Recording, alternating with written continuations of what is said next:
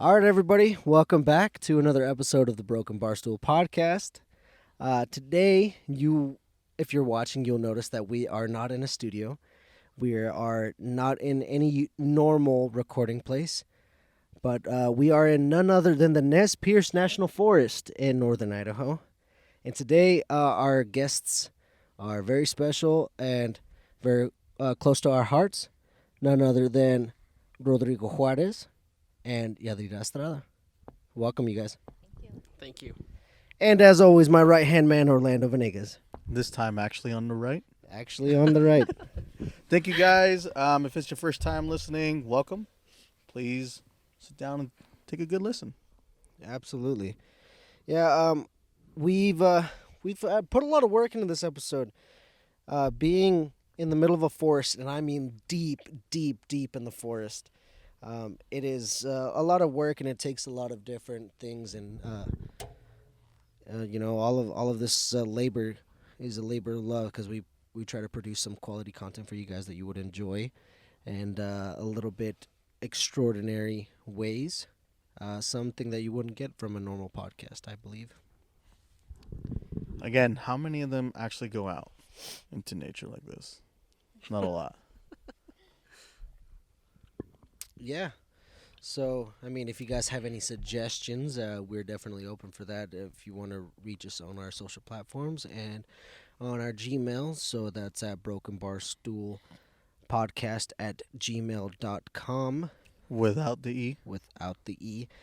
We definitely love to hear suggestions for what place you would like us to visit next. We try to do a little journey episode every once in a while, but here we are in Nez Perce National Forest in northern Idaho, outside of Elk River, Idaho. Population like 120. We're deep in the sticks for this one. Oh yeah, 100%. No, but so bringing back our guests here, Rodrigo Juarez and Yadira Estrada.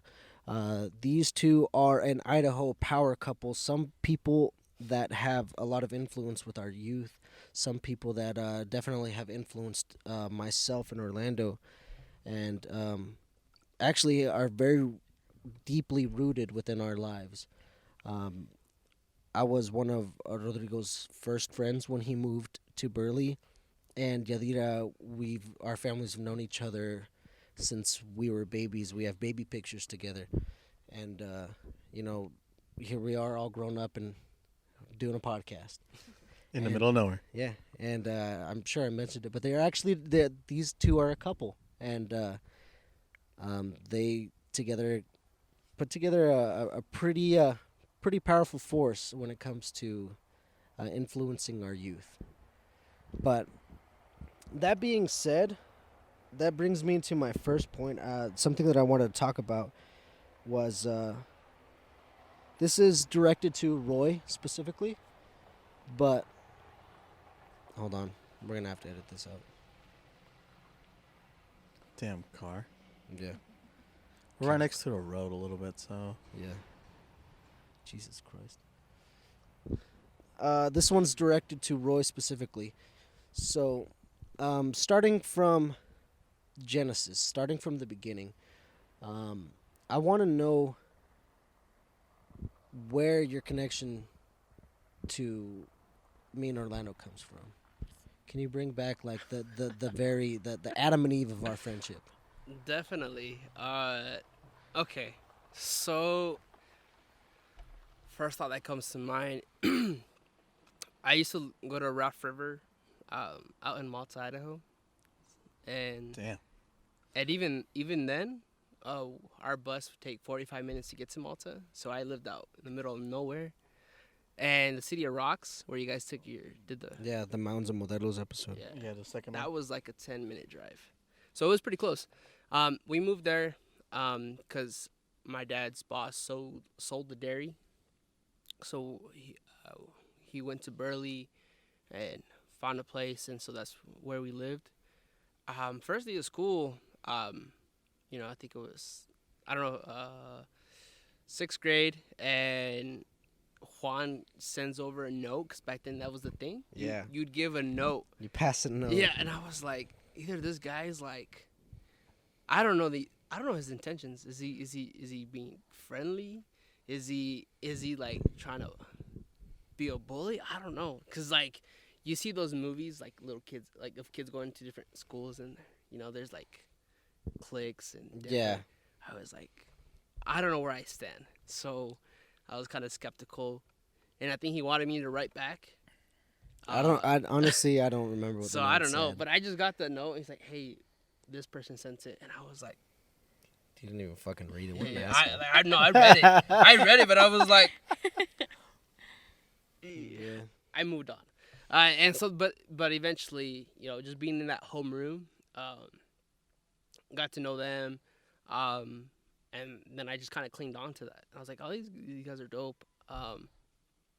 Along with Jake Gallegos, they is also one of the first friends that I got to meet there. I forgot who else was in the class, but what sticks out is you and Jake Gallegos, and then he moved away. But then we went to junior high, and around junior high, about 7th, 8th grade, like I saw Orlando here and there in 7th grade, Yeah. but 8th grade. That was actually the same point in time when Orlando and I weren't really as close then. He was just kind of like in the background. I mean, as far as like the friends that I had, he was associated but wasn't involved. Yeah. I was He had running his with own a different group. Yeah, he was involved with his own little crew.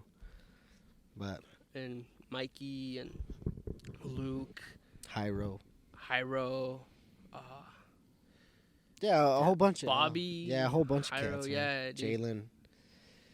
All these different names, man. Yeah, But and then so like 8th grade, I saw a little more of you continuously. But he said, "What's up to you?" And I was like, "Oh yeah, cool." Like same crowd. What's up? And then eventually, like I think 9th grade, I think it just started to like progress from there. Yeah. Soccer, dude, one of these dadays we'll find out the real origin of Orlando because right now I think this guy just came out of the ocean like Godzilla and then showed up. Because nobody can give us a straight answer. We're like, hey man, how did you and Orlando become friends? And they're like, It just well, kind of happened. yeah, it I just think kinda I say it just kind of happened because I only really started hanging out with you guys because of Joe and Seth. Because you guys would always hang out, and then yeah. I started hanging out with them a little bit more. So, and that got me closer to you guys. Yeah. and soccer definitely too. Oh yeah, Yeah. soccer kind of sealed the deal, I think, for us. Yeah, having to go in the summers and do that box run. Yeah, Ooh, dude, the box. run. We're actually Oh. talking about doing that at some point. Yeah. Yeah. I did it once, like after high school, and I was Yeah. like, nope. Yeah, dude. That is. Oh my god, I don't know how I was doing that back then. Orlando was really Box really run and then fast and at then it. practice. Yeah. We did it somehow. I did it somehow, like pretty well, I guess. And the goal was not to have what's his name, like catch Wilson. up to you. Wilson, yeah. Wilson, yeah, you couldn't have Wilson pass you. And I mean, which I thought was kind of a bullshit thing, because that guy had the calves of a fucking like a wildebeest. That guy had like some monstrous legs. Was he a player? He was the coach. He was the Oh. coach. He was the coach. He was yeah. the coach, and he was a pretty, muscular guy. Yeah, he was like, stout. He could kick like a mule. It was nuts. You jog, Yeah. and That then I'd surprised walk. me. Because most of the coaches are like, just sit on the line and watch you. Yeah. They're all like, they'll fat. tell you. No, we had Nightblade, but we- Nightblade was fat. Yeah. yeah, Nightblade was fat and out of shape and bow-legged. But the thing of it, Nightblade was that he was an older guy, so we gave him a pass for that. He was older, and his He already his had a smarts- professional career. Yeah, his professional, and the smarts that he had about soccer was By the undeniable. way, I saw him, Really? Nightblade, bring his son to UI to do a college tour. His son, Yeah, does his son still have long hair? I just saw him at the college tour. I never saw him again after that. Oh, but So, you I don't know. you didn't see his son or anything. So I haven't don't seen them in a remember him. while. But yeah, definitely when we did that run.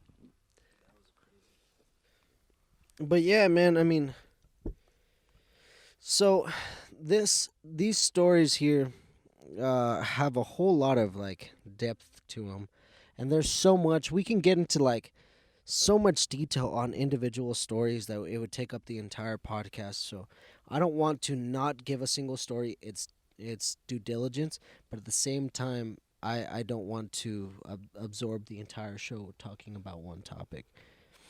and primarily one of the reasons that we really wanted to talk to you guys about, or one of the topics we wanted to talk to you guys about, was um, your your college life, and therefore afterwards. You know that you guys have a lot of influence, and I think it's super important to get that out there because you potentially have the options to help a bunch of new coming students, and I think that it would be an injustice of ours to not put that out there. So, I mean, first and foremost, we should highlight your guys' credentials.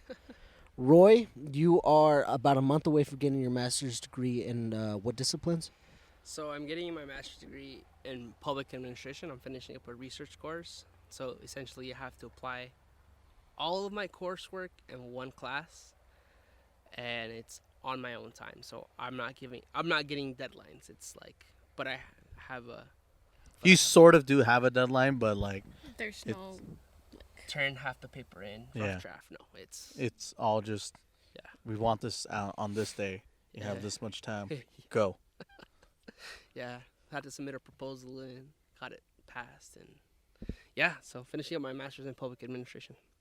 Okay, and you're actually an employee of the university, which if you can't tell from his shirt, it's University of Idaho in Moscow, Idaho. Vamos Vandals. Yeah, go Vandals. I guess. Bengal for life. Bengals. Fun fact: the university was actually founded before Moscow was. It's Yeah. the first public institution of Idaho. There you go. It's land grant university, essentially because it's the first university in Idaho. It gets extra research funds. Sick. Wow. I went to the wrong school. And what about you, dear? What do you do exactly for the? Because I know you work for the school as well. And what exactly is your position? So first of all, I graduated last May with three bachelor's degrees. Oh, shit. Spanish, modern language, business, and finance. And now I'm currently, as of October 2020, I got hired to work as a financial aid counselor. So I help students that need help with their federal loans, who are looking for extra help, or just little things like that. Little. Yeah, It's not little. little. That's Yeah. a whole person's future you got in the hands of you right there. That's one of the biggest things that keeps students or keeps young people from going to college is finances. They don't necessarily come from a well-off family, and they worry about the finances, and they worry primarily about the debt. And what someone in your position can accurately explain what they're getting into and the trade-offs and so on and so forth, it leads a lot more young people to get into college. And also with you guys having such a heavy influence in Latin Americans, and that also helps ease that transition, because a big thing is having to explain what they are hearing to their parents, and a lot of people having a good Spanish translator is hard to come by, Oh, especially when it comes to such difficult topics. So Yeah, I think what you're doing is very important. It's such a good thing that you speak Spanish because these parents, right? Like the students, don't get me wrong. Like some of them don't understand Spanish as well because they just weren't grown up in it as much as their parents were. And the fact that you speak Spanish and pretty good at it actually is phenomenal because then it helps the parents understand and get them involved and get them with the idea that, hey, this is what we're going with. Yeah. And kind of like what Juan was saying, like that I help a lot of like mi gente, like my people. Yeah. Exactly. It's just because a lot of them are undocumented, unfortunately. Like their parents are undocumented, so they come with a lot of federal issues. Okay, so yeah, like those students specifically come down with a lot of issues where like they sign up for the FAFSA and they get selected for verification, which the government chooses them because there's some flag that popped up on their account So typically a lot of that time is because their parents don't provide a social security number. Yeah, because Because they don't have one. So it's like, why did they put all zeros? Because that's typically what we tell students to do, is just provide all zeros on there. Or there'll be those students that like their advisor will tell them, well, just have them use their tax filer number. But we can't, the government doesn't see their tax filer number as a social security number. So yeah. there's a lot of issues with those types of like students, and I'm just happy enough, and I know my office is as well happy to always have bilingual speaking workers, because they sometimes can't communicate to their parents as well. Absolutely. Or like you said, like there's those students that they know Spanish, they can to some point translate it, but they don't know how to explain it well back to their That would be parents. my issue, Yeah. honestly. That would be my issues. I mean, even though I can speak Spanish to a higher extent than most people would, but as far as like this is actually, English is my second language, so using that as a basis, I do not speak very well Spanish, and I'm losing it. I've mentioned it once before, but if I was in that position, I would definitely, love, or yeah, exactly, love to have someone help me translate this to my mom and really get the message across, just because your parents are as involved as you are. Just because you are doing the work and providing the grades to get a degree, but a lot of people in that sort of situation are doing it for their family. Yeah. And I always try to look at this in the bigger picture. Is like, yes, a lot of people might listen to this and say, oh, you're helping illegal aliens and blah blah blah, but that doesn't that doesn't make the individual any less of a person for trying to better their life and get an education, because I don't think that life revolves around money. I think it revolves around perspective, and money can definitely change people's perspective, and it can change a lot of people's lives. And one of the biggest things to adjust your life is to indulge in education and really immerse yourself in some sort of a trade or a discipline, or do something that is going to better your life, your family, and your future. And I think it would be wrong if these positions weren't available, because just because you're not of this beautiful, amazing country doesn't mean that you should be limited to not complete those things. Yeah, it's everybody's goal, definitely. Which, Um, just a side note, sorry, Lando, I'm not born in the United States. I'm not from here. So I did have to use a lot of these different benefits that they are speaking of. Yeah, it's everybody's end goal to put themselves and their family and their loved ones in the best position possible. Yeah. And a lot of times, it's like DACA students. Oh yeah. They wasn't. have to play. They have to pay full tuition. Mm-hmm. So there's no loans. Like, they have it a little a little harder. Yeah. They'd be considered international students. Yeah, I had a fraternity brother and a friend who had to pay out of state tuition, and so for Idaho, being that he grew up and was raised in Idaho, wasn't born here, but he grew up and was born graduated at an Idaho. He was Idaho raised school. in Idaho, but he Yeah. was born In abroad. Mexico. Yeah. Same like Born in Juan. Mexico. Yeah, And just so- same as me. I've been here my entire life. My entire life. If you ask a lot of people, I'd be more Americanized than I would be Mexican, and that's just because I've lived my entire life here, and I'm still very proud of my heritage and very proud of where I come from, and who I am. But it's just one of those things when you indulge a certain part more than the others, you tend to lose certain traits, and that's I'm a good representation of that. But that doesn't mean that I'm not proud of who I am. I'm very patriotic towards America, but I'm very proud of my race. So I support La Raza for every cause. You know what I mean? Definitely. It all boils down to access and information. Exactly. For college, but yeah. And that is one of the big things, is that since you guys have been through it, have come out the other end, and then Roy, a master's degree is exceptional. You did 3 bachelor's degrees. It's crazy. That is exceptional. That is not a run of the mill accomplishment. That is something worth, uh, you know, notary. Yeah. That's something worth, being an example here.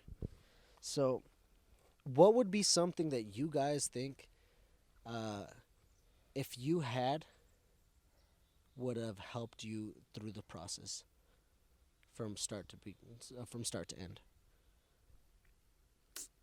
I, I think for me, if I may, is having somebody who, well, I actually had it, and the reason why I joined my fraternity was because there was individuals who had gone through the college going process. Because as a first generation uh, college student and first generation American here in the U.S., there's cultural differences. Not only that, but like money barriers. There's college barriers. Like I had to navigate FAFSA pretty much by myself. Uh, I had to learn how to, do do college. I didn't have. I couldn't ask like, oh, my parents, hey, how do What you? did you do if you were in this Yeah, situation? and so like just learning as I went. And you have So older siblings, right, Roy? yeah, yeah. Uh, did you find any sort of advice that was noteworthy from them, or do you feel like it was still primarily something that you had to figure out? Well, in terms of navigating college, not a whole lot, or not Mhm. really. But in terms of Life? like principles, life, hey, keep it going, keep your head up, Yeah, just just overall just support. yes. In terms of having like my support system, they were definitely always there. Yeah. Yadira, do you think there's anything that helped you particularly, Um, that helped you get through your 3 bachelors? Well, real quick, I'd have to say also her, There you go. she, her and my parents, definitely hands down.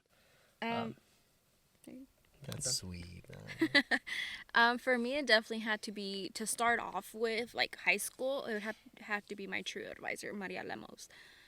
She Can was you explain what True is, please? trio is Trio. trio. Okay, Trio. Yeah, it's just a program that helps like high school students like navigate to go look at colleges. They just prepare you for college, like help you do the ACTs, SATs. They like give you all these like all this information for you to like get ready like for like first generation students that like don't know like where they're going and what to do, what those steps are, because we are all first generation students and here at least. So it's like we didn't know how to start, where to start, and with people like Maria Lemos who does these kind of advisings like that, like thanks to her is where I started, and my sister of course, because I have an older sister who also graduated from the University of Idaho. But when I was a senior in high school, she was already her first year in college, so I didn't feel like I could reach out to her because I didn't want to bug her thinking like she's in college, she's busy, she's doing this and that. So I would like basically Maria Lemos like held my hand throughout my time to like get to college. And then once I was in college, it was my sister and the College Assistant Migrant Program, which is camp, who also was there as like a support system, to help me like guide me there. And then little from there, like I guess when I started, I didn't like I I didn't put much of my like I didn't pay much attention to Roy because my focus was school, and because that's what my parents were like, no, like yes, he's there, like homework first and then him, and then like And so then your little boyfriend. yeah. So like he at the beginning he wasn't really much like there. I pushed him away. Like I need to get my homework done because I was that scared. Like first year, like I didn't want to go to college far away from home, but Yeah. my parents pushed me. I didn't like Pocatello. It just didn't feel comfortable to me. Boise was just not my thing either. And then when I came up to the university to see the University of Idaho, I was like, this is it. But I didn't want to be so far away from home. But Understandable. unfortunately I had to come. I had to sacrifice. Like my dad says, like you have to sacrifice things in life in order to get where you want to be. 100%. That's some good advice right there. Yeah. So 100%. In Spanish, what do you say? Cada sacrificio tiene su recompensa. Recompensa.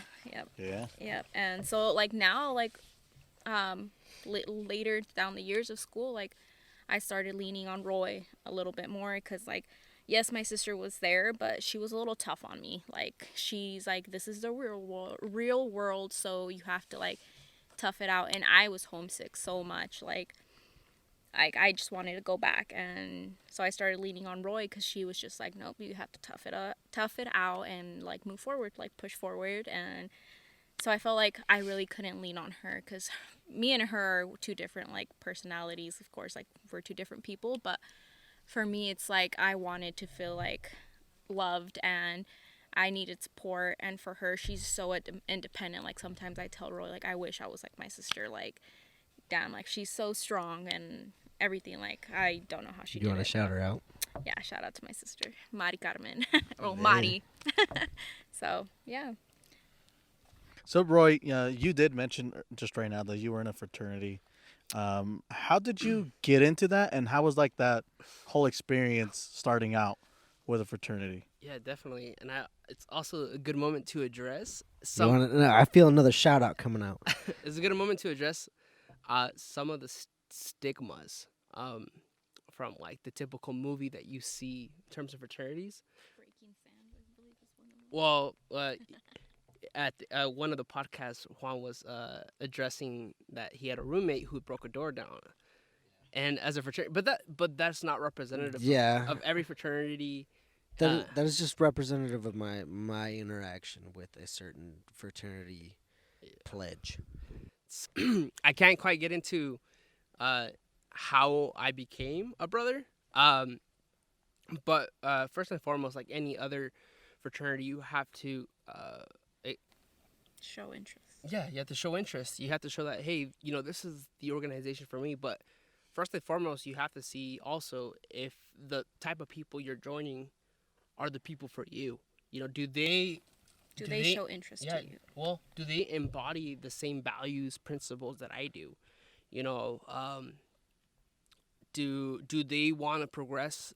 For me, it was like, do they want to be better in their own lives? What kind of background do they have? Did they like come from deep pockets like that? Like and it's and if you did, like, it's it all came down to like who you were as a person. And so The content of your character. exactly. And so a lot of those gentlemen were first generation American. Some were even born in Mexico, grew up in the U.S. And we all navigated the college going system by ourselves, and so we all helped support each other. I liked the community service. I did, I would go knock on doors, collect canned foods to donate. We not and in combination with us, we partnered with fraternity brothers from Seattle, Cheney, Washington, and we bought goods and would make care packages for the homeless community in Spokane, Washington. And we just go out and just give like a pair of socks, toothbrush, toothpaste, some food, some clothes, and we'd Basic hand essentials. exactly. And so that's I saw that work early on, and I said, this is the organization for me. And not only that, it made me much more like, because it's a Latino fraternity, so it's Latin Theta Phi Latin Fraternity Incorporated. And the whole Latin part is like we want you to embrace your Latino-ness, like being Latino, and it's not exclusive to Latinos. Like we have brothers from different cultures, different backgrounds, colors, races, everything. Asian, African. Yeah, but our point is to better the community, better those around us, and As long as they share the same values. exactly. Yeah. It was just started by Latino men. Yeah, and so, but we're always conscious of how we represent ourselves, because our letter.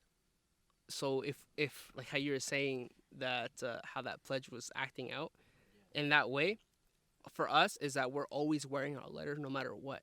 So like however I'm acting out in public, I'm associated with my fraternity, so people are gonna think, oh, that's how this fraternity acts. Um, so we're always conscious of that. I just Um, had see, that's something that I also like I addressed when I said what I said about my ideas, my ideology on fraternities.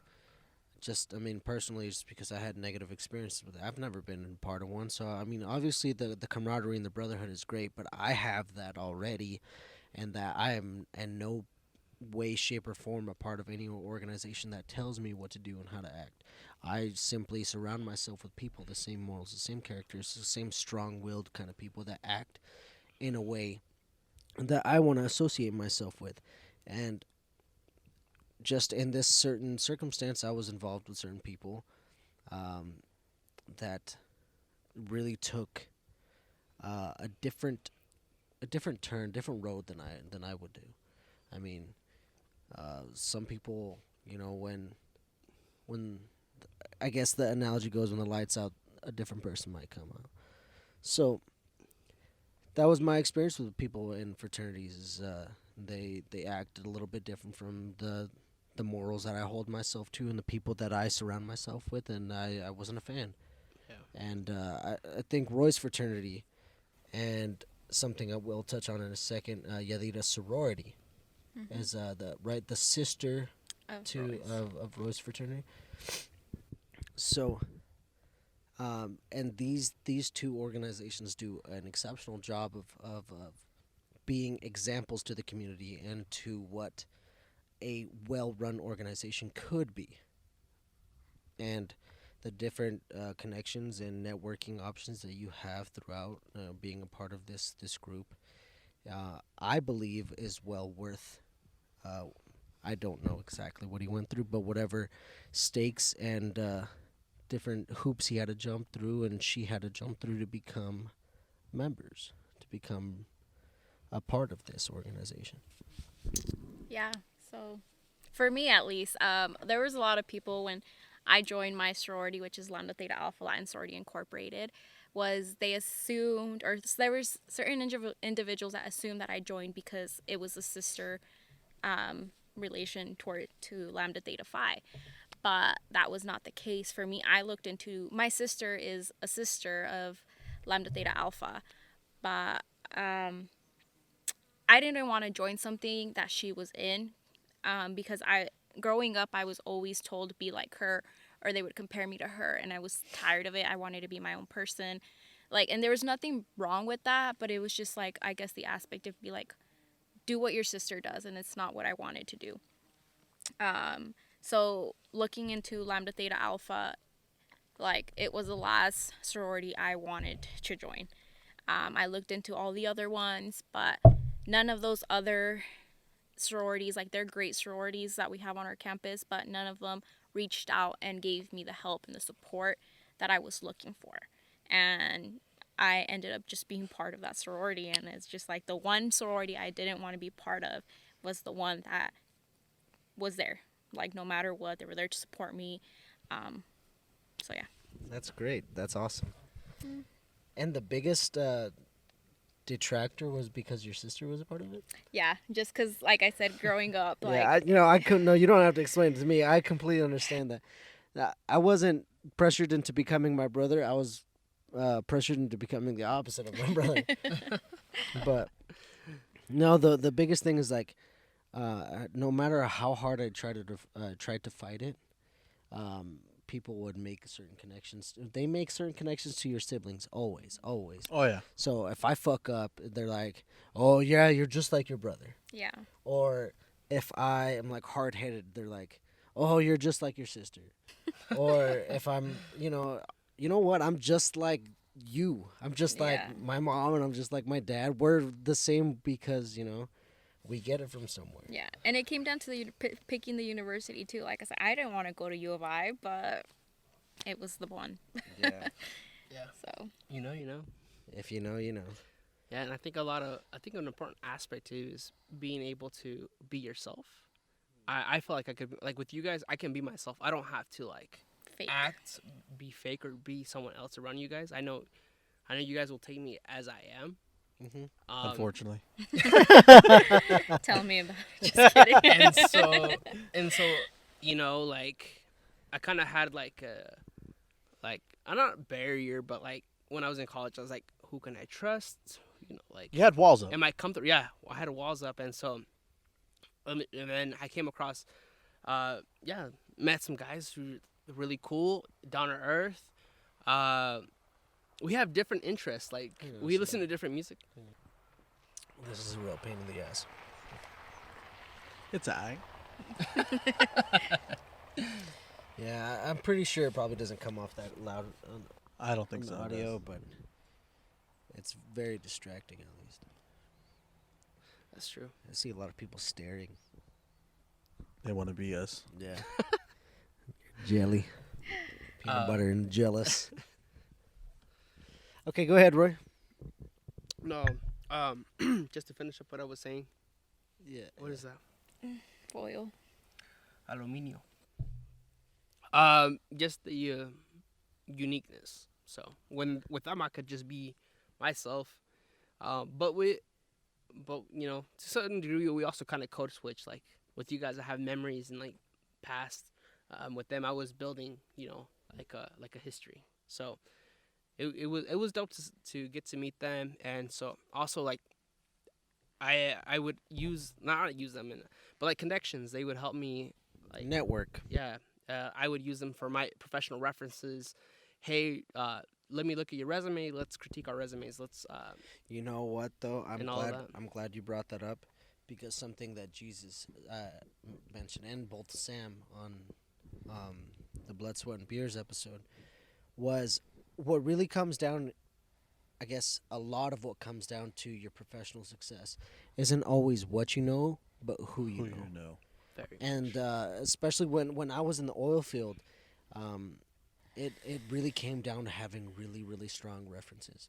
And because, the people that I set down as references were really highly regarded, I was considered for a position, and I actually ended up getting the position based on not only my own accolades, but the high-ranking references that vouched for my accolades.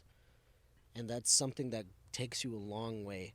I mean, I'm not, no way, shape, or form trying to say that I endorse you to join a fraternity, whether it benefits you or not. I'm not the kind of a person that's going to tell you what to do in your life, but that is something to keep in mind. What you want to do for your future and what connections you want to make. Maybe you are against joining a fraternity, or a sorority, but if you consider this option, it might change your mind. But these two are like prime examples that not all fraternities and sororities are the same. Like Yeah, like I saying, going back to that stigma, right? They always think that it's always about drinking and like this just partying and all that There's a stuff. lot of bad stigmas.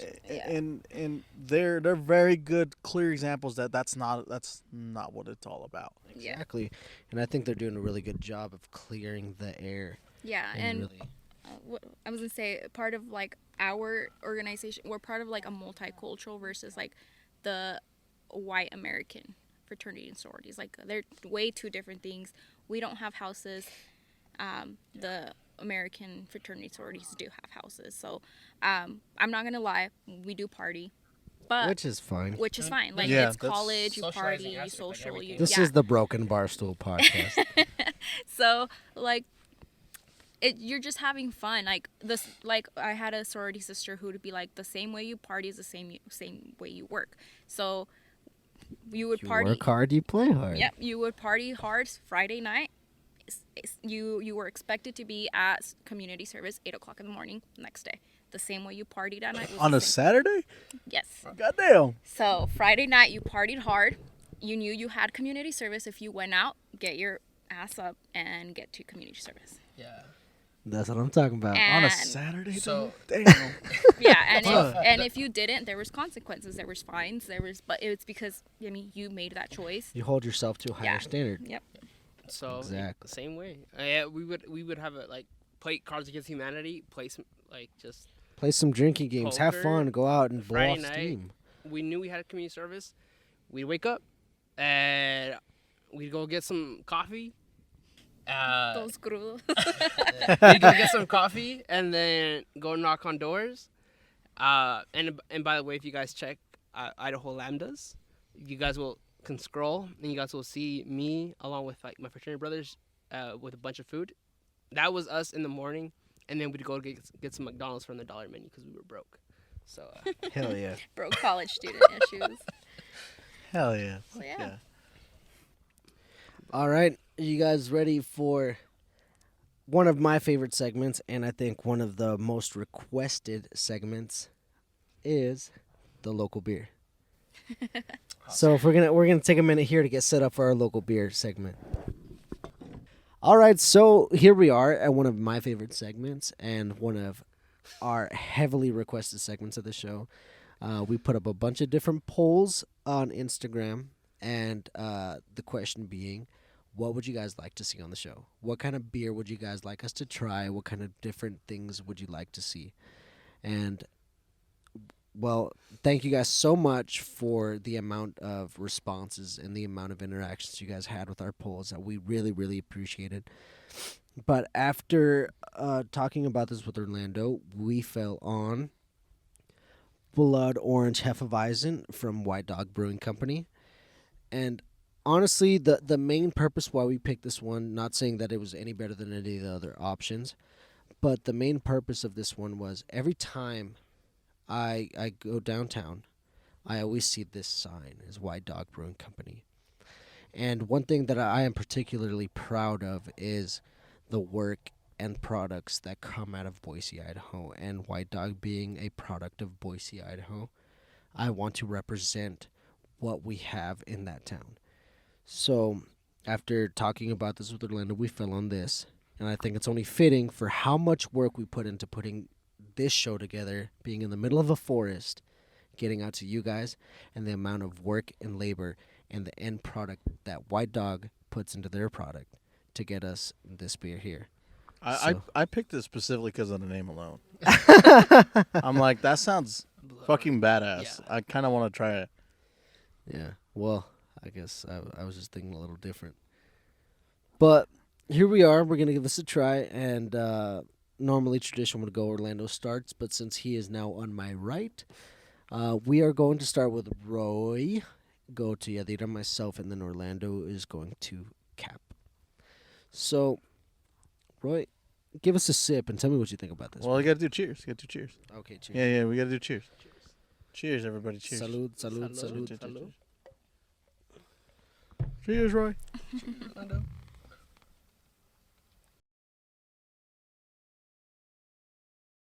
Okay. Give it a little minute to simmer.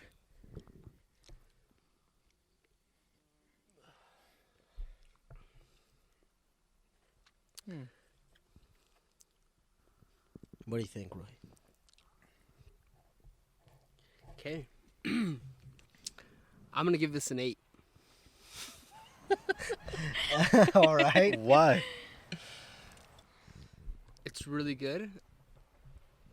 I taste the orange.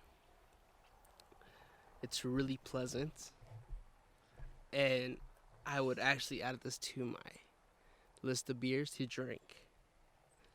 Interesting. Damn. Yeah, I think that says a lot. Yeah, if Because- you're gonna put it on your regular lineup, Yeah, if you're a person like me, you're very particular about what beer you're putting in your fridge, what beer you're stocking up. It's true, but I also don't have like A huge vast list of. I've usually just stuck to like Mexican beers, mostly, and then here and there, if a friend has been like, "Hey, try this out," and I'll try it. But I like this. It's pretty good. Yeah. Yadira, what do you think? I'm not a beer person, but I would have to give it a 5. It's not my cup of tea. It's a little too bitter for me.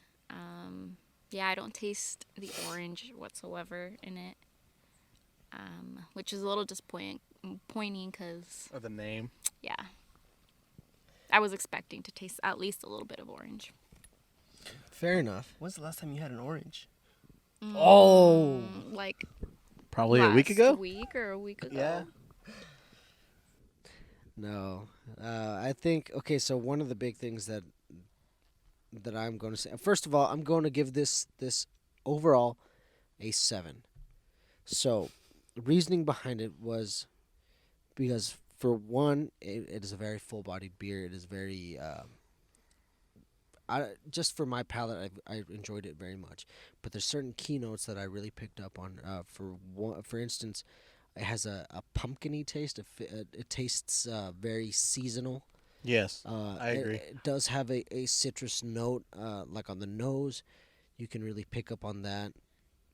I think it's a little bit more seasonal in taste. I don't think this is like necessarily a summer brew or anything that people necessarily This seek. is like a mid-weather brew. Yeah, I think this is a fall. I think that honestly this is a fall brew. If anything, I would drink this around, end of summer, early October, end of September. I Yeah. think this would really fit in because the pumpkin note for me is something that is super overpowering, and the only time I really get the blood orange is on the nose. So I mean, overall, I give it a 7. It is a very good tasting beer. I like it. It's full bodied, flavorful. But yeah, I give it a 7. I think you guys should try it. I'm gonna give this a 6.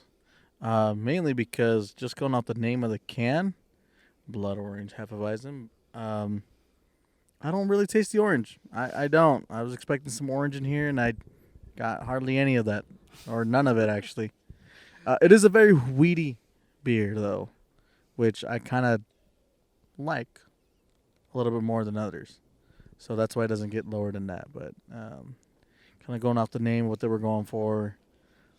Yeah, just a 6. Yeah. So one of the biggest things that people are interested in hearing are the stories. Well, actually, we haven't really even talked about like where we're at and just our time here for the past 3 days. Oh shit! Yeah, you're right. You're right. You did in the beginning. You said we were in Nez Perce. That's about it. Yeah. And then we've actually been camping here for about 3 days now. Well, more like 3 nights, but 2 nights and 2 days, I guess. But This is gonna be day 3. yeah, exactly. Um, I've been enjoying my time here so much. Like I don't want to go back, but unfortunately I do Yeah, because exactly. I need money, right? I need money, and I We need to have be able lives. to have responsibilities and lives and stuff. So, but um, yeah, dude, I don't want to leave. Oh man, I'm right there with you. You know what? For me, like the full embodiment of this trip, it was almost like a vacation to me. It's like a soul reset 100%. because all I've been doing, uh, aside from this podcast, is work, and it consumes your life, and it really can put you in a negative mind state. And once you're sitting there and you're just grinding, those gears wear out. So you need that reset. You need that reset to really level you down and take you back to earth and have fun. And this is one of those things that I absolutely love, man. It's like replenished my soul. I got re in tune with nature, and I've loved every second about this. And we've done a lot of fun shit. Roy? You've been here since the first night. So, what do you think so far? I've been loving every piece. It's so green. The air, it's so clean. Yeah, this is that nature smell. You won't get in the city. Yeah. I don't even have signal. Yeah, So- that's such a it's been big thing. so fucking good. I get a lot of texts from work now, and it's like, thank God I can't fucking answer them back. Yeah. Yeah, and then my emails from work, those come You really in, disconnect. and so it's just been nice. Like, just driving through the whole scenery was Yeah, so it was nice. amazing. And actually, we've been taking a little bit of footage throughout this entire thing, and I think this is an appropriate time to mention the Broken Barstool vlog. Orlando, would you like to comment on that? So I guess this is gonna be like our first official sort of vlog. I mean, it's gonna just have just moments of us, obviously, just doing our thing. We're gonna be out and about. You get to see kind of the behind of what we've been up to and everything. But Yeah, expect more of these as long as we can keep these churning out as we go and exactly. adventure and explore nature and everything. Behind the bar with Juan and Orlando. Oh yeah, behind the bar. Behind the bar. And that waterfall. The Is there a wa- waterfall? Oh, Yeah, that waterfall was Yes. beautiful. Yeah, It's we have gorgeous. all kinds of great things. The fishing here was fucking yeah, great. the fish. Yeah, dude, I'm so glad you said that because I was about to. The fishing. We actually hit our limit for rainbow trout in the city of Idaho for a day, and earlier this morning we actually, had some fresh rainbow trout to eat, and it was amazing. At less than 24 hours old, fresh out of the water onto the grill, and it was just amazing. This whole experience was just great. Um, we spent I don't know how many hours out just enjoying ourselves. We went hiking, we went fishing. We've been I loved riding in the back of Roy's truck. That was Yeah. so much fun, dude. it was Just driving through all these trails, like all these unpaved roads and shit. yeah, everything on its own is like a new experience, like a new little thing. It's like because none of us have ever been out here. Yeah. It's actually my first time camping. So Really? Really? yeah, I've never gone camping. I feel honored to have you Really? out here tonight. Holy crap. Yeah. That's amazing. What do you think of our spot and everything so far? Because like you came like a day later, so you never got to really help us pick or anything. So what do you think so far? I like it. Yeah? Though I think there is a downside of it. I think I'm used to like where we typically would go hang out with my family up in close to Pomerelle. I'm trying to think of the name of that. Like, Lake Cleveland? yes. Yeah. They have like a beautiful like lake just right there, like next to the campsites, and it's like We're not too far from a very beautiful spot. The largest waterfall in the state of Idaho. Yeah. no way. Yeah. It was Wow. Yeah, we went to go see. Actually, what we saw, Roy, was just the lower falls. It's actually three Oh tiers. wow. Yeah, it's 3 tiers. So yeah, it's we're top, actually waterfall, middle. about this. After this, we're probably gonna go. Yeah, we're still due to go to the. We're still gonna go do some of that. So you're gonna see Yeah. some stuff after Yeah. the fact. Exactly. So thank you guys for inviting me to come out and camp with y'all. Cause at first I told you it's like it's your bro moment with the guys. Like, go out, have fun, and No, enjoy we your time, we so. we love to have as many people as we can become a part. Yeah, become you know a part what? of this. Honestly, I think this is like the perfect amount of people, because if you have a very very large group, it seems to start to separate, and certain people start doing your own things. This is very inclusive, where everyone can still be a part of one activity. Everyone can enjoy one moment, and everyone brings that home. But if you have a very large group, for instance, people will have differences in opinion, and then next thing you know, like They not form yeah, groups and stuff. yeah, not everybody shares the same moments, Yeah. And it's good because, like I was mentioning you guys earlier, like we don't have much, or I was telling Megan, actually, Yeah. Juan's girlfriend, we don't have many, like, friends up here. Like, it's just, like, our colleagues or, like, people we know. Anyways, how I was saying, yeah, so I guess it's good. Like, Juan and I have known each other for many, many, many years. We did break ties some point in our lives and, like, whatever, but the connection is still there from kids. Like, it's not like we are awkwardly like, oh, hi, to see you again. It's Yeah. the same connection. I stuttered like 30 times when I said hi to her. Hi. Yeah, and getting to meet Orlando and Megan has been great. Like, great people for sure, and I look forward to more time like this. Maybe next time we'll go to the Boise area and we can do something. up Yeah, there. absolutely. This has been Hell yeah. phenomenal. I'm totally down for that. This has been Less of a it's a drag. great thing. Like, this is something that I'm going to take away and remember. Not only just as a part of this podcast, but like as a moment that we have shared as people. You know what I'm saying? Like, it's Yeah, No. it's a good time. I want to say cheers to you guys. Cheers to our Cheers. our Cheers. friendships and I am, to future encounters. Salute. Salute. I am out of beer. That's just so you guys know. Bro, if you could pass me another brew hot, that'd be nice. No, so as Roy is digging through a cooler right now, That brings up the next thing that I really wanted to talk about. Uh, so we've actually mentioned Roy in a couple other podcasts. He's made a little Here we go. subtle appearances, and Spill the tea. it's something that I know everybody else wants to hear, but excuse me. Oh, jeez. But Roy has, always been a big player in our group, and his stories are, well renowned. So, Roy, if you have anything that comes to mind, give me one story involving both Orlando and I. It could be anything from us running around as Rugrat kids getting into trouble. It could be something from wrestling when we were on the team together. You've always been around. It could be soccer. It could be anything, and we've always had a good time. And Roy was always at the, I guess, right at ground level. He was always there. I was always the spot to go. Oh eat. yeah, the spot to And eat, to drink, to anything, bro. I was His like, spot was the spot. You guys want something? All right, My house. Let's go. let's go. Lunch advisory. Let's go. I remember once. I don't know if you went through a heartbreak, Orlando, but Yes. you came in listening to Pierce the Veil, Obviously. and you were like, "You got something?" I was like, you already know." Was I there?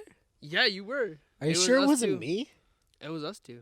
It was us three, actually. That Oh, that shit. particular time. I don't remember what he's talking about, but keep going. So it was this particular time, you were going through some stuff. I was like, and I was like, screw it, skip class. Skip class. Don't skip class. And if you do, Don't do what we did. make up your work. Still did a good. Cute ass beer.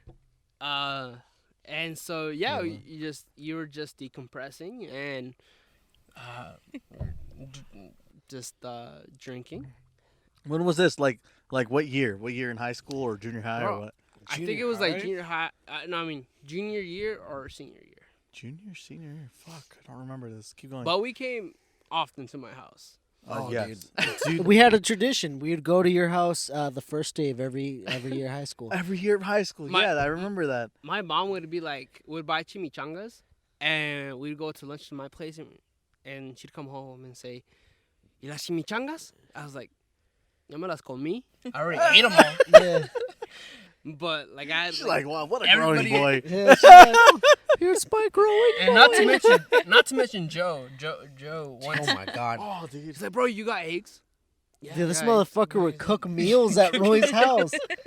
Do you remember the ramen days when we would cook like those A whole pot. those one? I don't know. Those of you who are Mexican, right? You know those big ass fucking pots that you cook your tamales in. In the steam pot. Yeah, those fucking big ass ones.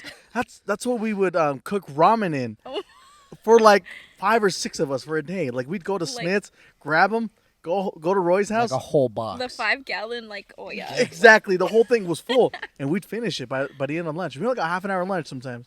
Yeah. Sometimes we extend it to an hour, but I remember also always collecting Arizona cans. Oh yeah. Oh, dude, I remember I that. forgot that.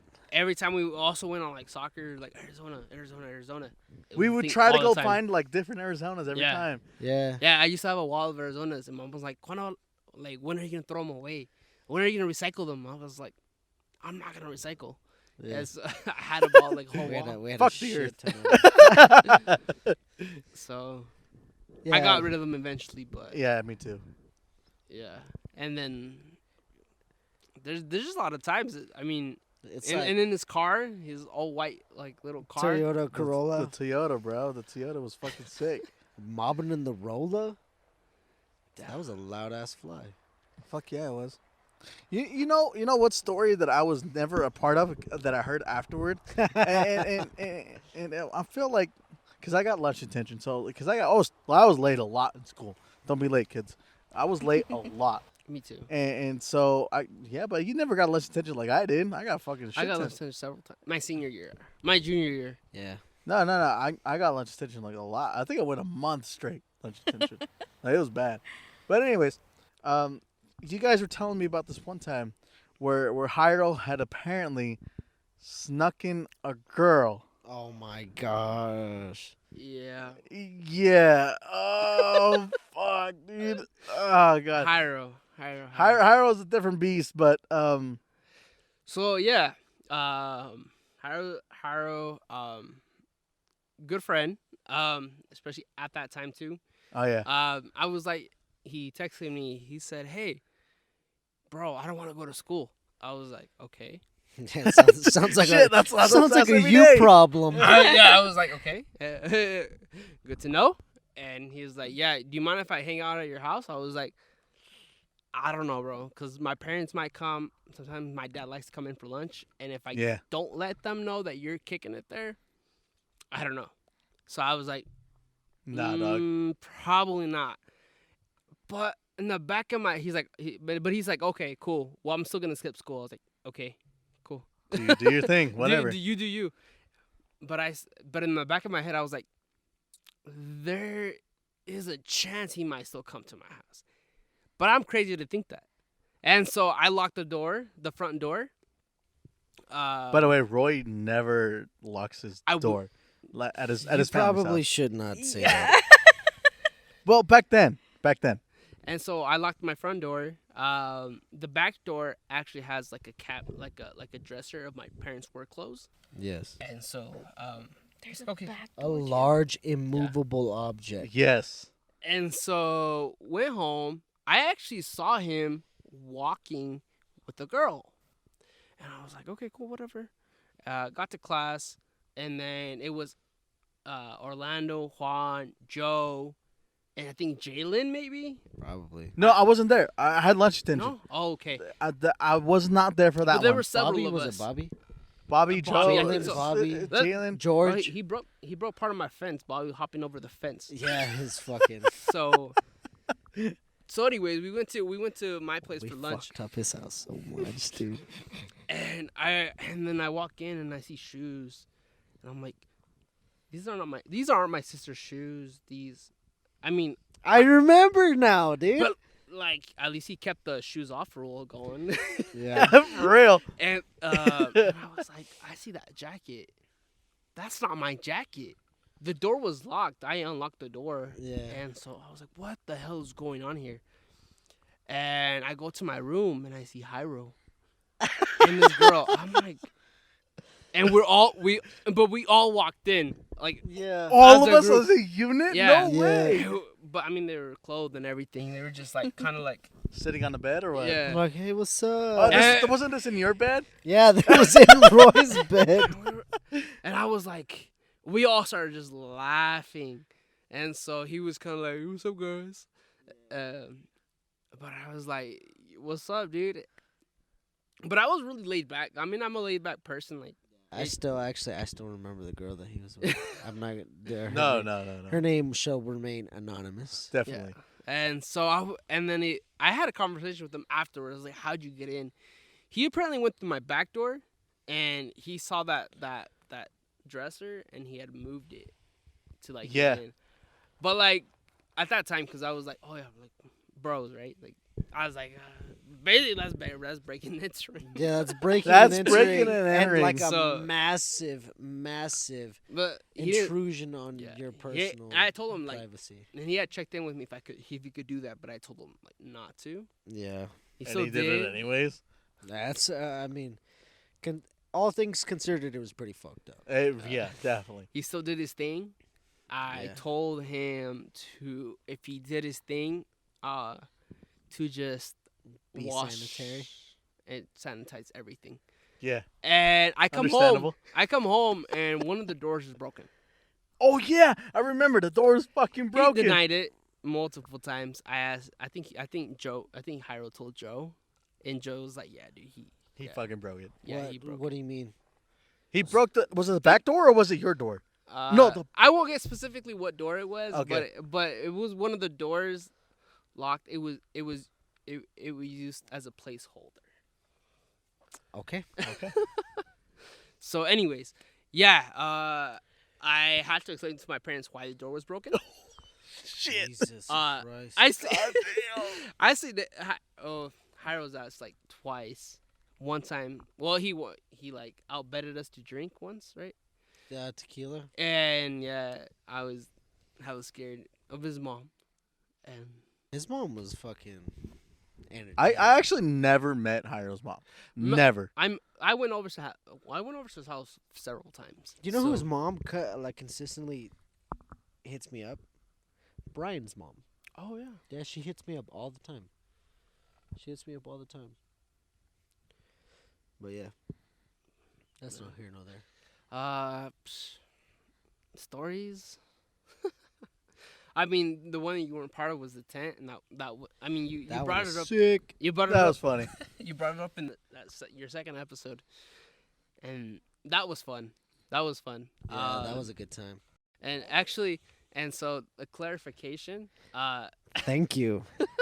For when George, how like we're Aliens outburst. Yeah, and not only that, like how cocky he was. Yeah. It was actually the challenge was to call one of the numbers that he had in his phone, and convince the girl to moan. No way. That's what it was. That was the challenge.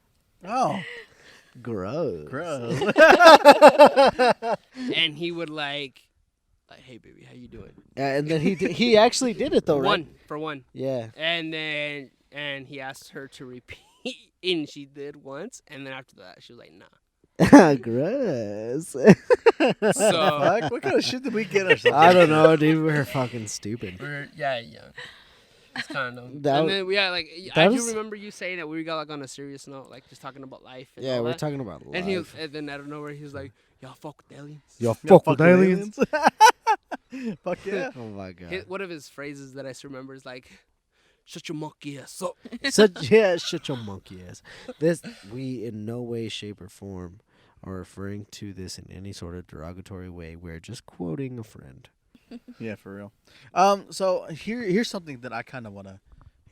Maybe you guys can elaborate on it.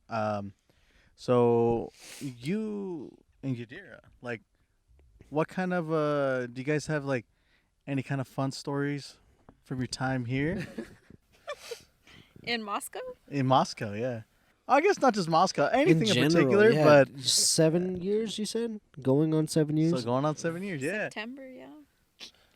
That's a whole lot of time to probably bring up a couple stories, you know, especially for the for the podcast. for the Brok'n Barstool.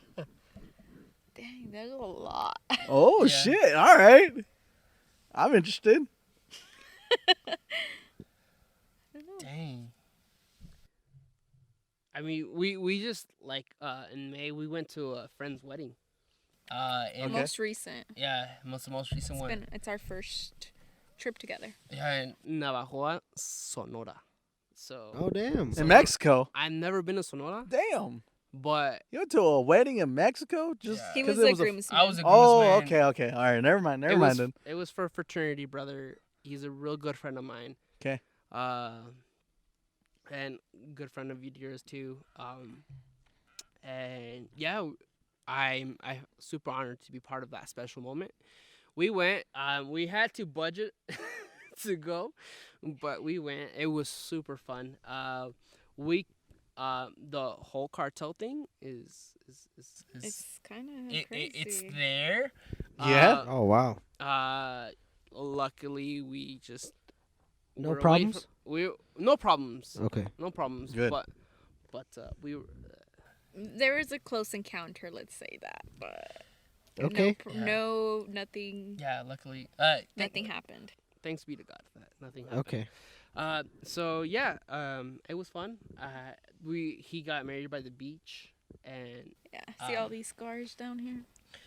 Those are all bug bites. mosquitoes were going like crazy. And I bet. And like I don't know why, but during his vows, like in her vows, Yeah, it was touching. it was touching. It's I touching to hear see. that. I can believe that. Yeah. Yeah, no, man. And- True love and very vulnerable moments are very touching. Yeah. So I gotta say, yeah, that was fun. But I think part of that trip was us going to Mexico City. It was short, like 3-4 hours. we landed like at 2 2 p.m. Yeah. and we were in Mexico City. We were supposed to be leaving like 6 a.m. the next day, Yeah. like for our new trip. So we got Airbnb and we're going to spend most of the day there. But Roy got held back by Border Patrol. So So yeah, so I was like freaking out because he went through immigration first, and then he just like waves his hand like, hey, and I was like, okay, like I thought he was telling me like I got through, like I'll be over here, and like I passed through Border Patrol, and I'm like, And then they slap on the gloves. no, I didn't see. I was like, yeah, I was like, where the heck is he? Like, I literally went to go grab our bags. I had like 3 bags with me, his carry-on, and yeah. Anyways, it was a lot of bags for me to handle for myself. So I was over here hauling like bags, trying to find where he was at, asking everybody like, hey, like, what, like, who do I contact if like I'm missing someone? And they're like, oh, I'll go talk to them. And then they're like, oh, immigration probably took them. Like, stand here and like. I was like, fudge. But before asking, I was like, damn, what if cartel took him? Like, I was like, I need to call his mom. I need to like, I was about to cry because I was like, Gets off the plane, they're like, súbete, yeah. And so I was calling him, like no response whatsoever. I was seriously about to call his mom. Like, I didn't know what to she do. was Like, serious. She's gonna call my mom and say that she like she couldn't see him. He's couldn't gone. find him. Like, Yeah. he's gone. yeah. So I was like, dang. And yeah, here he comes. Sorry, babe. I was stuck. So what happened is to that deuce, like when I waved at her, I like turned in I went to the Mexican immigration. I gave my passport and scanned it, and she's like, okay, come with me. And I was like, They do random checks. yeah, and well, His wasn't random. something specific happened in that instance, and I was like, okay, cool. And so then I am going, and then I see her, and I'm like bye. Well, he's having a jolly ass time right Yeah, now. like dude. I'm like, okay, see ya. And then they take me into a room. Full of KY and rubber gloves. It was, and then I'm like, the lady at the door, she's like, American passport, and I was like, yes. And she's like, okay, you sit over there, and I was like, okay, let me text my girlfriend and tell her that I'm over here. She's like, no, you can't even pull your phone out in here. I was like, I just need to tell her that I am unavailable right now, and she's like, no, you can not whatsoever pull out your phone, and I was like, okay. So I took my phone, but I wanted to low key like send a message, but I That couldn't. kind of sounds like an impingement on your rights. For real. Like, And so, yo, I got somebody out there that loves and cares about me. It's probably going to freak out that I don't show back up. and I'm not afraid to make a conversation. So there was people in there from like, I don't know, like Guatemala, Nicaragua, and they're all just pulled aside. And they got a questionnaire. I didn't get a questionnaire because I was a U.S. Passport citizen. Yeah. And so they were from different countries, and so they asked me, "Hey, what's there to do in Mexico City?" I was like, "I mean, you could do this and this." He's like, "What else?" So I guess they were trying to figure out what they were doing in Mexico at that time, and so I was like, "Yeah, bro, you can go over here. You can go over here. You can like go see the statue." And he's like, "Oh yeah, where's that?" And so I was like, this is kind of a sketch. I think I'm gonna just keep quiet. And so I just stayed quiet. I kept asking the lady. I was like, hey, when am I gonna get my passport back? Because I had to give it to them. And they're like, well, we'll let you know when it's time. And when I was looking for him, they told me it could take up to 3 to 4 hours for him to come back God down. damn. So I was like, gosh dang it. So essentially, I was like, okay, whatever. I'm just gonna chill. I was just watching the TV. And What were they playing? I Yeah, think they were playing soccer, bro. And I was like, okay, cool. obviously. and then eventually one of the officers came out and he was naming people. Okay, blah blah blah. Rodrigo Juarez. I was like, yeah, that's me. And so, essentially the problem was that there was somebody else in Mexico that had came in with the same name and same like birth date and everything. So God damn. so they were just like, we had to check who you were, basically your credentials and everything to see like if everything lined up. And I was like, okay, cool. It's like, but you can go. and then I see her, and she's like, "Oh my god!" I'm like, And then you "You're found okay?" him. I You was found like, you found "Yeah, the I'm other okay." Rodrigo. You're like, Tocayo good. So we saw each other, and I was like, "Yeah, like everything's good." And then we went out. We went to our Airbnb, and it was just like as a placeholder because we didn't really trust Mexico City. Like Oh, for sure. To hold, like, to or hold at our least, stuff, like, walk money, around. nothing. Yeah. We didn't No. because like I had friends that have gone there, who've lived there, and they've gotten jacked. Right, so we're like, okay, let's just take a phone for transportation, and And we had like each like $300 just to change. The budget. Yeah. Yes. Well, yeah, it was for us to change from U.S. to Mexican dollars. So we're like, we can't carry this with us. And yeah, we use Airbnb and Uber.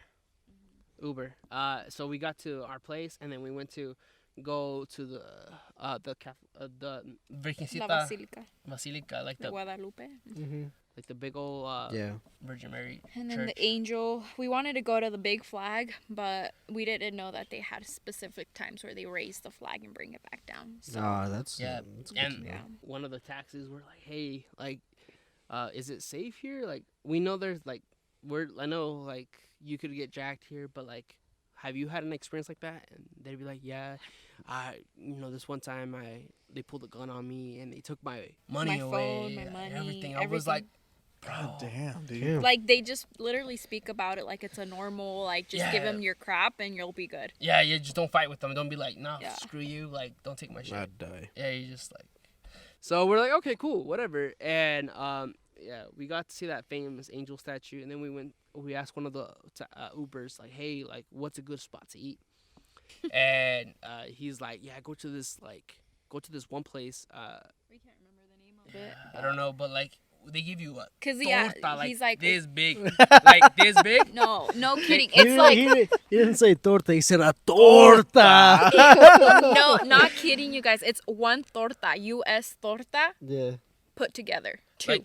Like Two of those. huge, bro. Like, literally, like, we looked at the bread and it's one torta. Damn, Like, bro, I torta wanna be a bread, part but of they, that. like, Yeah. smash it together and it makes two. And And- it's, like, huge. Like, I don't even know if I saw the picture. Yeah. No, but it was huge. And so we're like, okay, cool.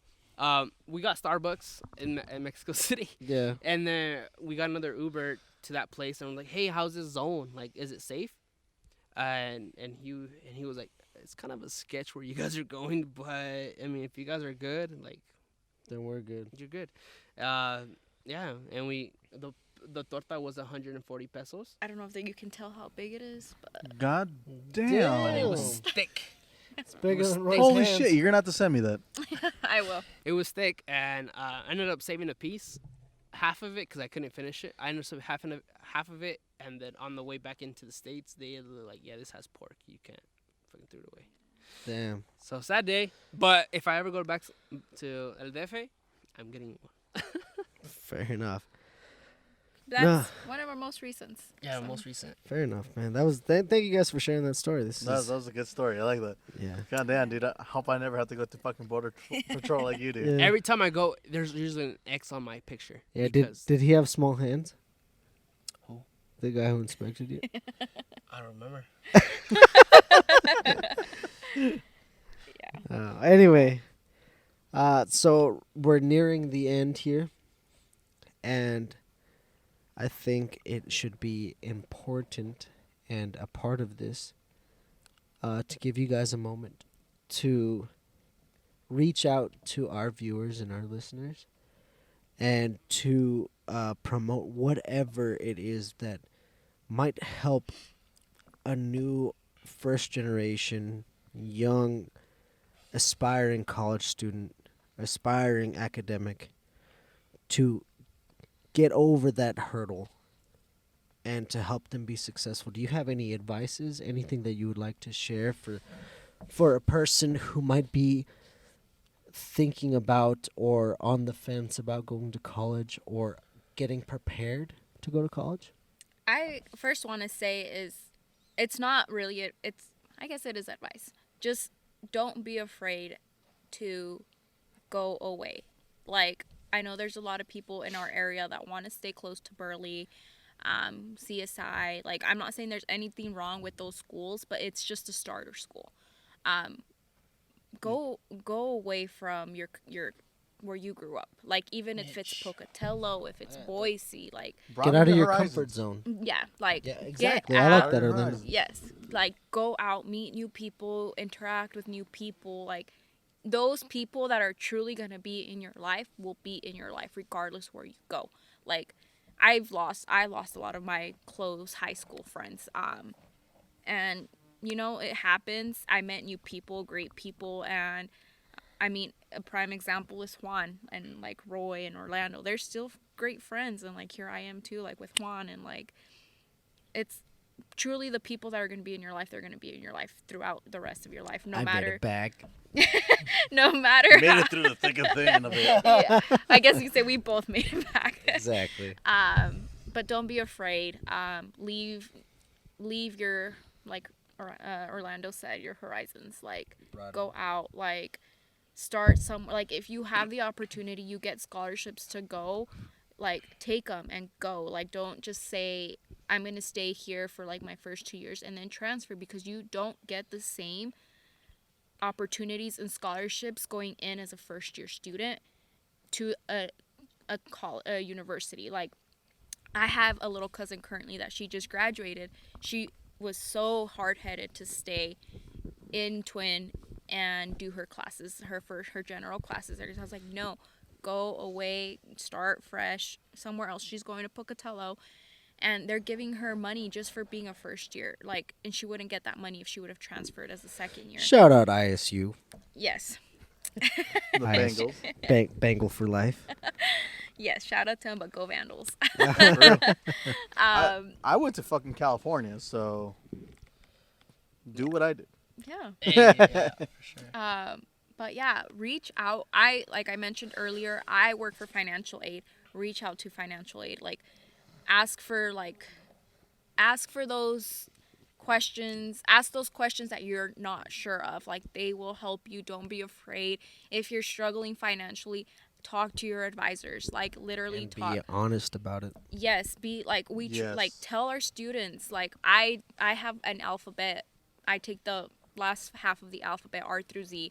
I tell my students, like I am true to them, and I tell them, like, be genuine when you know you're struggling. Like reach out, tell me what's going on, and I will do the best I can to see what I can help you with. There's a lot of people that struggle, and unfortunately I never reached out to financial aid as an undergrad, not because like I was just like, because they're not going to help me. They're going to tell me to take out loans, and I didn't want to take out loans. There's nothing wrong with taking out loans, so if you need it, you need to do it. But at that point, it's like, well, with the scholarships I had, like, I was able to make it off well. But when I went to study abroad, I needed extra money. And it's just like, they're just going to have me pull out loans, and you know what? I'm just going to work my summer. But if I would have known, now working in financial aid, they have money to help students. Like, whether you're struggling financially through housing, whether it's to fix your car, whether it's something like, if They're like, out there they're to out help there the to help student. you. Yes, they're out there. And if they don't, they'll tell you. They'll truly tell you, like, we don't have the funding, because each university is different. If they might not have the funding, so they might tell you, like, yeah, we really don't. But either way, reach out and ask those questions. Like, if you don't know what's going on, like, ask them. Like, yeah. That Some was ins- great advice. some- Thank you. Yeah. For Some real. ins- Thank you very much. Some institutions even do, like, depending on how close you're located, they can waiver you in to be in states. So if you want to go to an out-of-state school, some can be like, yeah, we'll consider you in state. There's certain schools that will do that, have those programs. But like, kind of in line with what you were saying, just don't be afraid of ask. I know I was, like, you could lose opportunities. People can know scholarships, programs that will just be right up your alley. And just for not asking, or for not knowing, or having misinformation, that can really drive you away. One of my siblings, for example, thought for him to go to college, he had to take out loans purely. But that was not the case. No, it's not. Yeah, you can get scholarships. You can get, depending on how you did, and And where you're from too. yeah, Yeah. and depending on like also like loans can be an investment. I'm not saying consider where you're going, what program you're doing, and how you're spending your time. Essentially, like I'm not like don't go to don't go to New York and pull out like $70,000 and just blow it all Just the way on fuck off, cars yeah. and have fun. Like I mean, they're like you can go to an institution that will do the job and will get you to where you need to be. It depends on how you apply yourself, make those connections, Yeah. go speak to people, reach out for help. The worst thing a person can tell you is no. The Yeah, exactly. And something that I've always said, um, especially like I've said this to different people that have gone to college and that are now going back. But a big thing that comes down is loans and financing and stuff like that. But I always bring up the fact that you have to have a good head on your shoulders when it comes to that, because when it goes down to brass tacks, you are investing in yourself. You are investing in your future, and this is, I mean, as shitty as it is to say this, there is very limited ways to progress if you don't invest in yourself. Don't get me wrong. There's so many examples of one-offs who did not go through the same hoops, so to speak, and they became successful or whatever, and that is great. That is great. Yeah.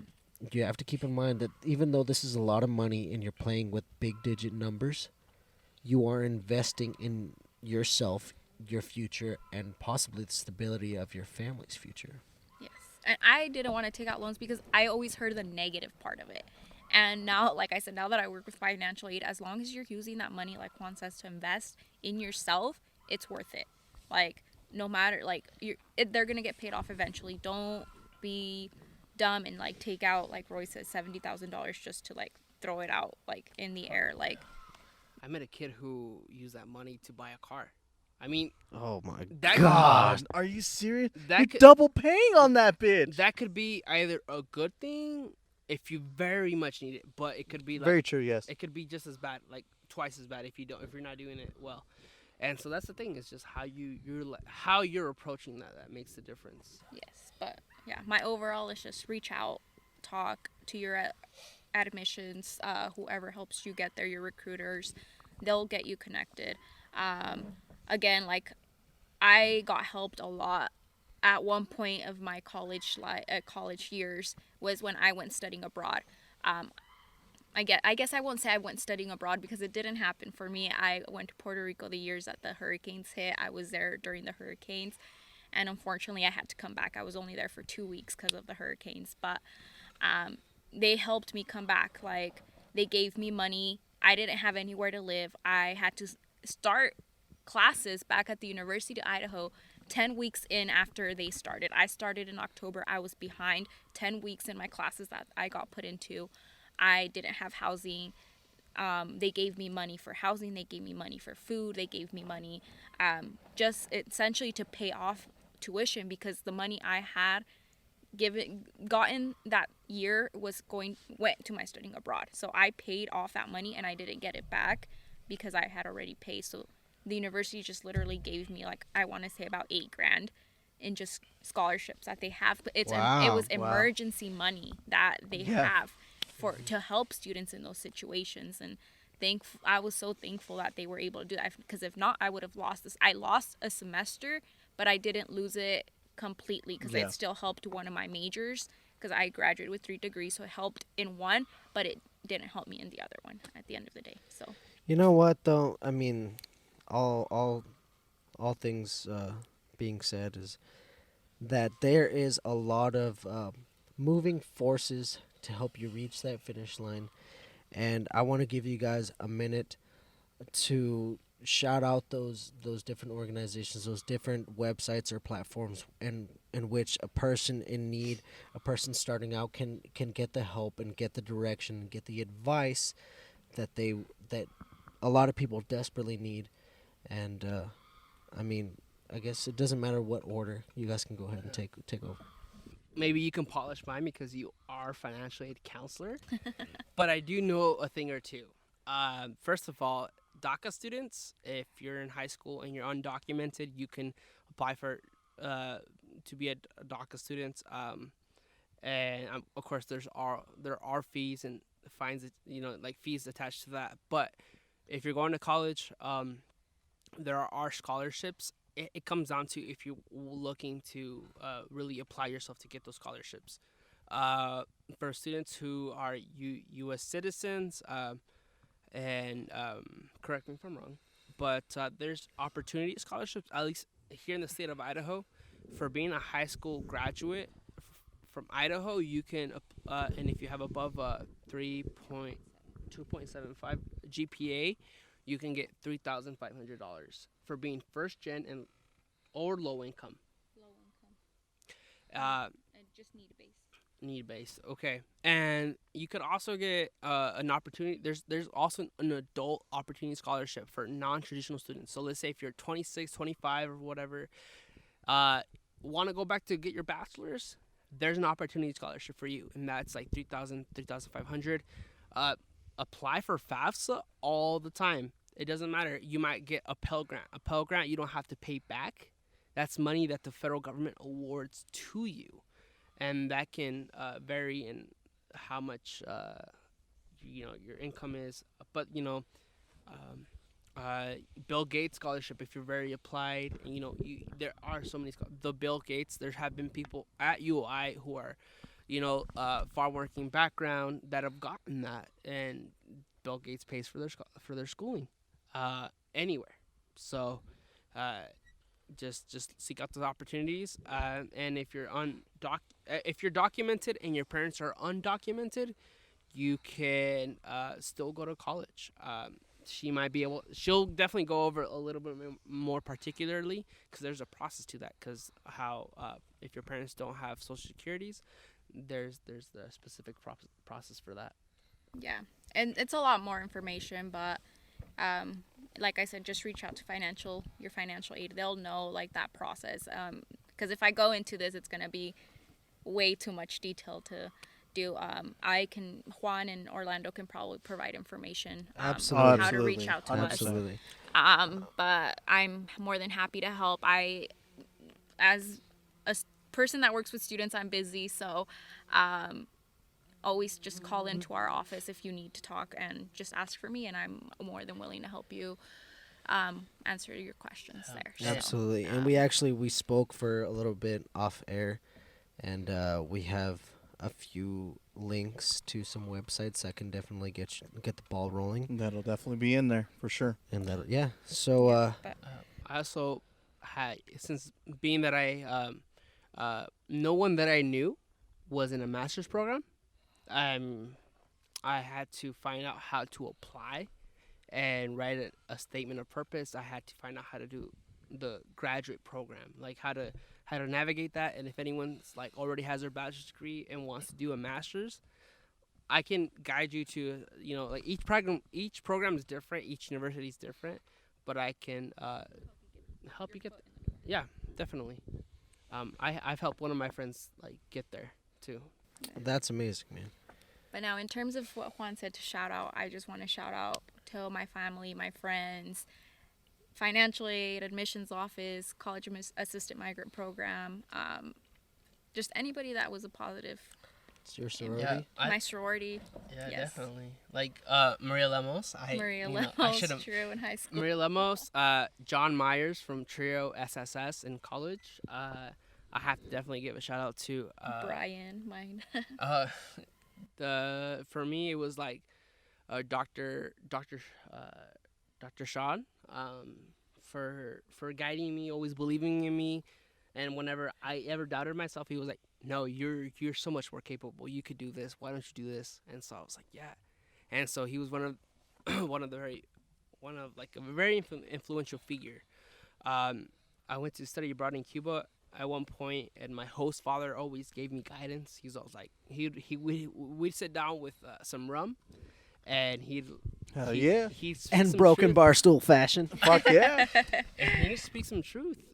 in Cuban, in a Cuban accent. So it's been really awesome. My supervisor who also was first gen, low income, and she's always been like, hey, take this opportunity. You need to take some time for your class, go for it. And so Heather, shout out to Heather. Um, there's been so many people. Monse for me, Monse, Magana. yeah. My fraternity for sure. My fraternity brothers, who have been more than just like they've been like family to me, just always helping me out. Just like sharing job opportunities. Hey, I'll recommend you. Hey, this and hey that. Like it's been awesome. That's great, man. And I can speak for the both of us in saying this is that you two are truly inspiring and great figures for not only the Latino community, but also for young adults all over. I mean, there's a lot of hard work, and you guys are the picture perfect representatives of, getting through it and helping out the next generation that is getting through it as well. So, and I appreciate you guys. Orlando, do you have anything to add? No. Listen to what these guys have said. The links that we put up are going to be obviously helpful for you guys, especially for those of you who are starting or wanting to go back to college. Just don't be afraid. That's it. Yeah, just take a keep leap at of it. faith in yourself. Exactly. Questions or guidance? Yeah. Trust. I'll help anybody as long as they want to be helped. Yeah, even if you don't come to the University of don't Idaho, matter. we'll help. Yeah. And as always, thank you so much. We have here today Rodrigo Juarez and Yadira Estrada, huge representatives of University of Idaho in Moscow, Idaho. And signing off, Orlando Venegas and myself, Juan Contreras, as always, be safe, stay thirsty.